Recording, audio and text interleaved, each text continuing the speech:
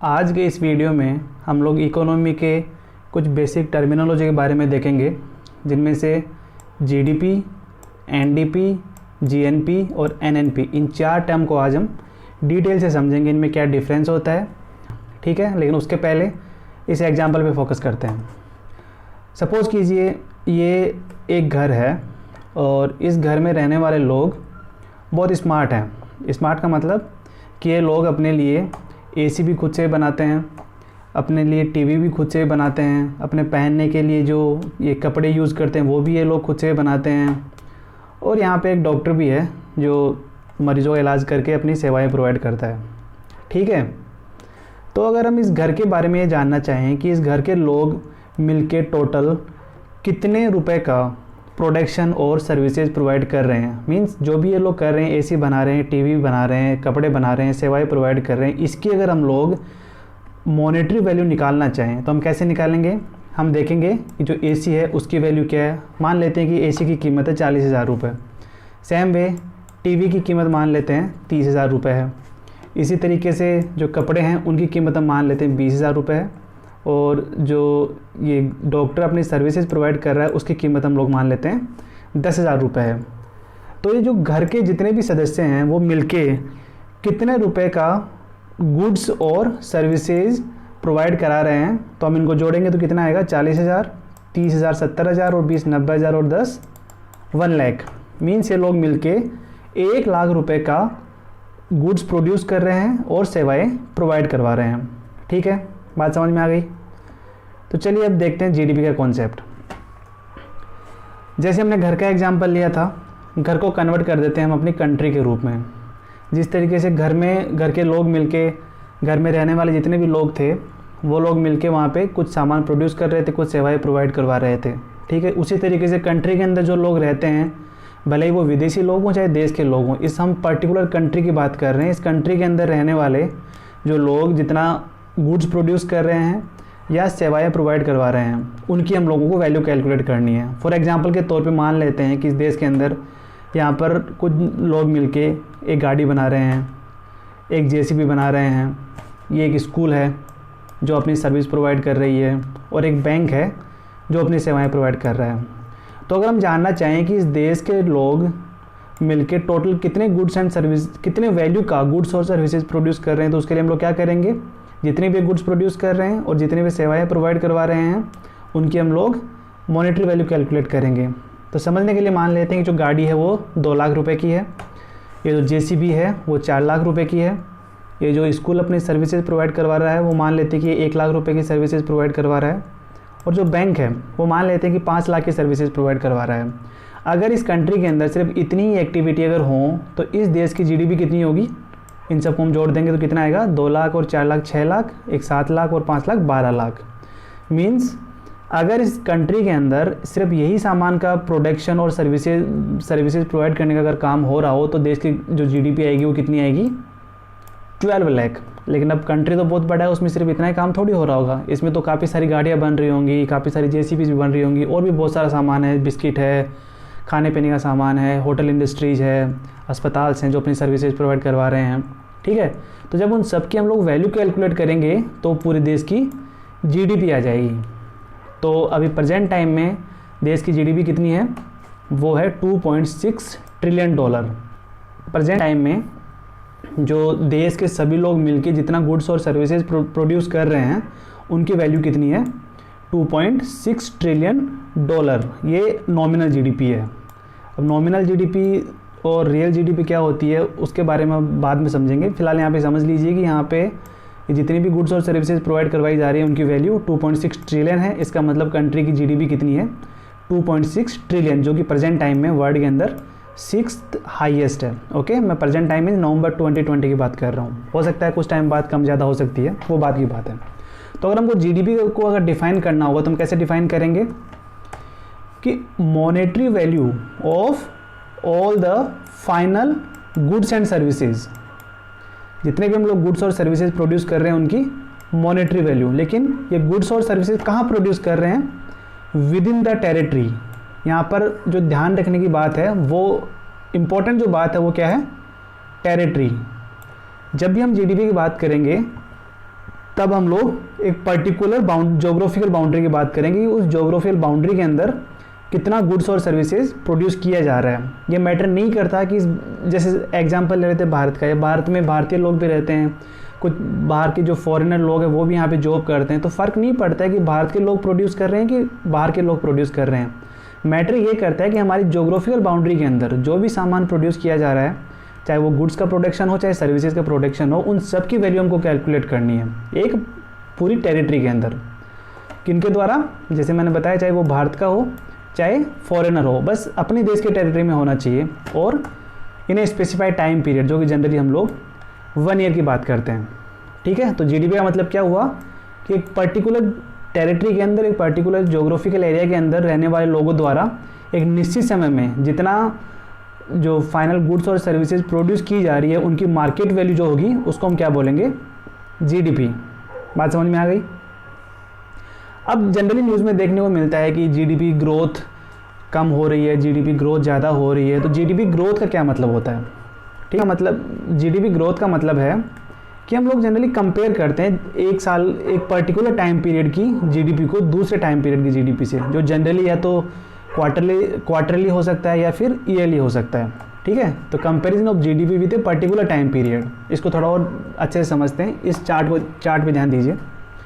ये देखिए, यहाँ पर मैंने 2016-17, 17-18, 18-19, 19-20 और 20-21 जो कि अभी चल रहा है, तो ये एस्टिमेटेड जीडीपी है। ये मैंने 5 सालों की जीडीपी को यहाँ पे चार्ट में शो किया है। अब जैसे 2016-17 में शो हो रहा है कि 8.2% ग्रोथ हुई है जीडीपी की, 17-18 में 7% ग्रोथ हुई है, 18-19 में 6.1% और 19-20 में 4.2%। तो इसका क्या मतलब हुआ? इसका सिंपल सा मतलब है, जैसे इसके ये जो 19-20 वाला है इसके थ्रू हम समझते हैं। मान लेते हैं जैसे कि शो हो रहा है कि 2019-20 में जीडीपी ग्रोथ कितनी है? 4.2%। तो इसका क्या मतलब हुआ कि लास्ट ईयर के कंपेयर में, लास्ट ईयर मीन्स 2018-19 के कंपेयर में हम लोगों ने 2019-20 के अंदर 4.2% वैल्यू के गुड्स एंड सर्विसेज ज़्यादा प्रोड्यूस किए हैं। समझ में आ गई बात? इसको दूसरे तरीके से समझ सकते हैं कि मान लेते हैं कि 2018-19 के अंदर अगर हम लोग सिर्फ 100 रुपये का प्रोडक्शन कर रहे थे, तो 2019-20 में अगर 4.2% ग्रोथ है, इसका मतलब हम लोगों ने 2019-20 में 104.2 रुपये का हमने गुड्स एंड सर्विसेज प्रोड्यूस की हैं। ये होता है ग्रोथ का मतलब। सेम वे अगर जैसे कि 2020-21 जो भी प्रेजेंट चल रहा है उसके अंदर एस्टिमेट किया गया है कि जीडीपी में -9.6% की ग्रोथ दिखाई देगी। अब नेगेटिव में ग्रोथ है, इसका मतलब मान लेते हैं कि 19-20 के अंदर अगर हम लोग 100 रुपये का गुड्स एंड सर्विसेज अगर प्रोड्यूस कर रहे थे, तो 2021 के फाइनल तक हम लोग कितने का कर पाएंगे? इसमें से -9.6 कम करेंगे तो कितना बचेगा? 90.4 रुपये का हम लोग गुड्स एंड सर्विस प्रोड्यूस कर पाएंगे। तो जहाँ पर जीडीपी ग्रोथ और की बात आती है, फिर जीडीपी कम होने की बात आती है, तो हम जनरली कंपेयर करते हैं लास्ट ईयर के डेटा से कि लास्ट ईयर के कंपेयर में हम लोगों ने कितना ज़्यादा वैल्यू के गुड्स एंड सर्विसेज प्रोड्यूस किए हैं। अभी कुछ टाइम पहले न्यूज़ में था कि हमारे देश की जीडीपी में 23.9% की कमी आई है एकदम से। तो ये जो होता है डेटा वो क्वार्टरली डेटा होते हैं। क्वार्टरली का मतलब जैसे यहाँ पर तो हम लोगों ने यहाँ पे ईयरली डेटा को कंपेयर किया कि 18-19 की ओवरऑल जीडीपी कितनी थी? 6.1 थी, 19-20 की 4.2 हो गई। ऐसे सेम वे अगर हम डेटा को क्वार्टरली अगर कंपेयर करें, कि क्वार्टरली का मतलब 3 महीने के डेटा को कंपेयर करें, जैसे कि यहाँ से देखते हैं कि ये जो 2019 का Q4 में जीडीपी ग्रोथ कितना शो हो रहा है? 3.1%। तो इसका क्या मतलब हुआ? हम किससे कंपेयर कर रहे हैं? 2018 के Q4 से हम लोग इसको कंपेयर कर रहे हैं। सेम वे अगर हम लोग यहाँ पे शो कर रहे हैं कि 2020 का जो Q1 है उसकी ग्रोथ -23.9% है, तो हमने इसको किससे कंपेयर किया है? 2019 के Q1 से हम लोगों ने इसको कंपेयर किया है, जो कि कितना था? 2019 के Q1 में 5.2% ग्रोथ थी। और अभी जो 2020 का जो Q1 आया है, जो कोरोना की वजह से काफ़ी ग्रोथ कम हो गई है, तो वो कितनी आई है? -23.9%। इसका मतलब लास्ट ईयर के कंपेयर में हम लोगों ने -23.9% के वैल्यू के goods and services come produce किए हैं। ठीक है, बात समझ में आ गई? जीडीपी ग्रोथ का क्या मतलब है? जीडीपी का क्या मतलब है? जीडीपी का मतलब है एक पर्टिकुलर जोग्राफिकल एरिया के अंदर रहने वाले लोगों द्वारा। अब वो रहने वाले लोग वहाँ के देश के नागरिक भी हो सकते हैं अगर हम देश की बात करें तो, या फिर जो फॉरेनर लोग हैं वो भी अगर किसी देश में रहकर अगर प्रोड्यूस कर रहे हैं गुड्स एंड सर्विसेज, तो उसको भी हम कैलकुलेट करेंगे जीडीपी के अंदर। बात समझ में आ गई? अब चलते हैं हम लोग एनडीपी के। एनडीपी क्या होता है? जैसे हम लोगों ने जीडीपी कैलकुलेट किया है ना, ग्रोस डोमेस्टिक प्रोडक्ट, उसी से हम लोगों को नेट डोमेस्टिक प्रोडक्ट निकालना है। जब भी हमको ग्रोस से नेट अगर निकालना हो तो हम लोग क्या करते हैं, डेप्रिसिएशन को बाकी निकाल देते हैं ग्रोस में से।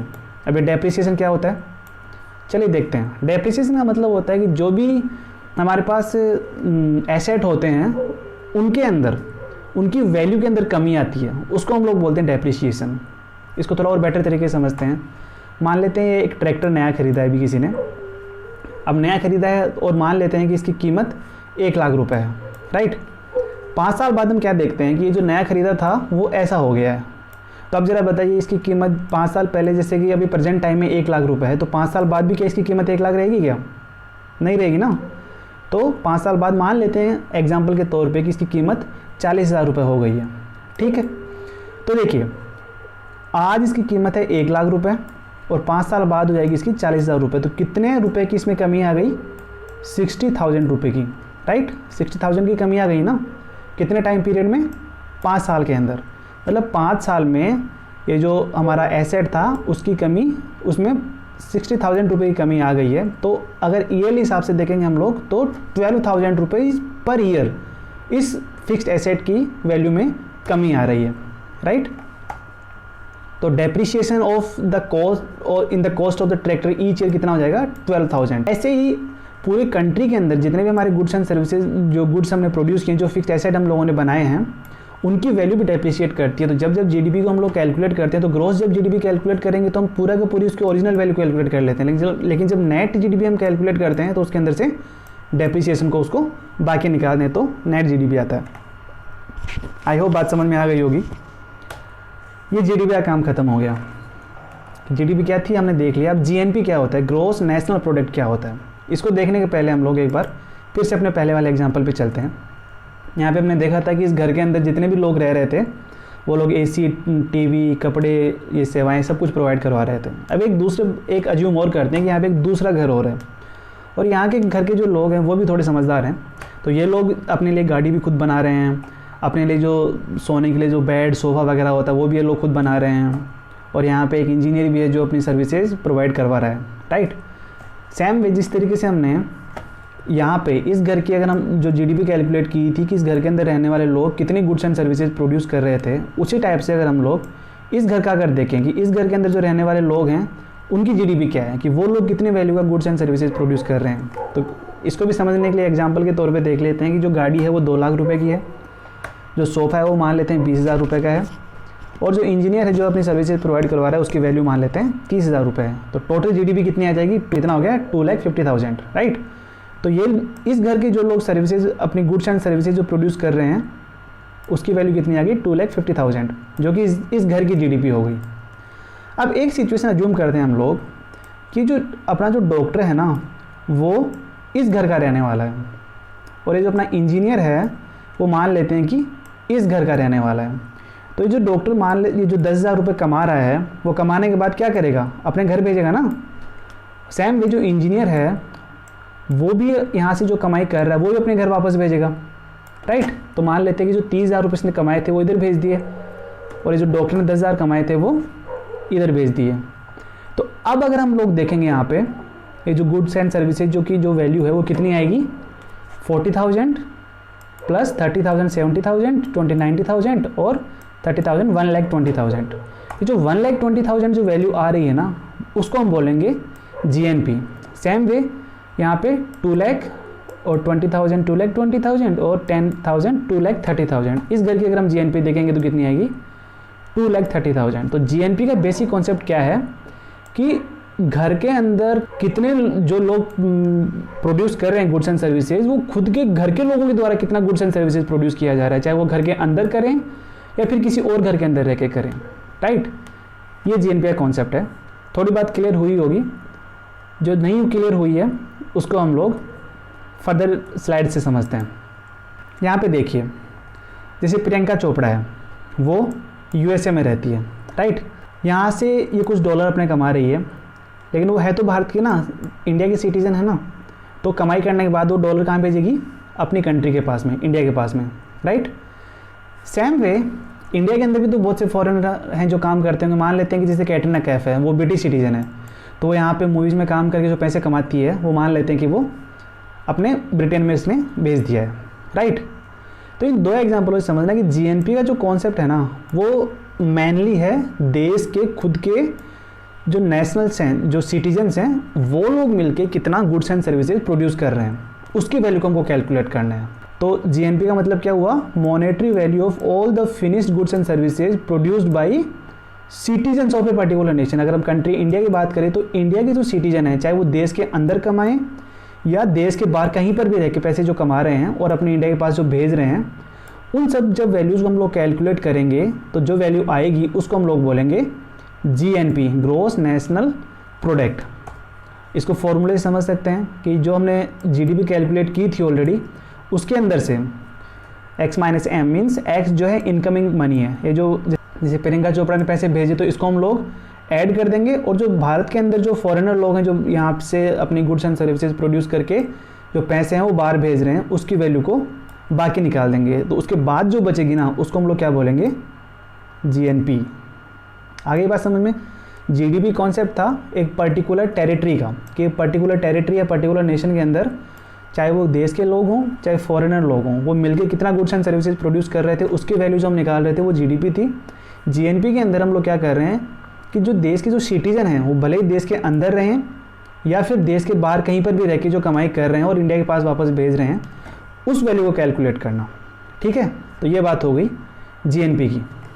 आई होप बात समझ में आ गई होगी।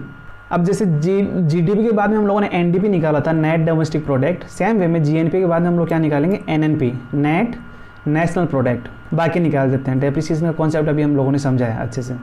अगर हमको एनएनपी निकालना होगा तो जो जीएनपी निकाली है उसके अंदर से डेप्रिसिएशन को बाकी निकाल देंगे। आई होप बात समझ में आ गई होगी। जीडीपी क्या होता है, एनडीपी क्या होता है, जीएनपी क्या होता है और एनएनपी क्या होता है।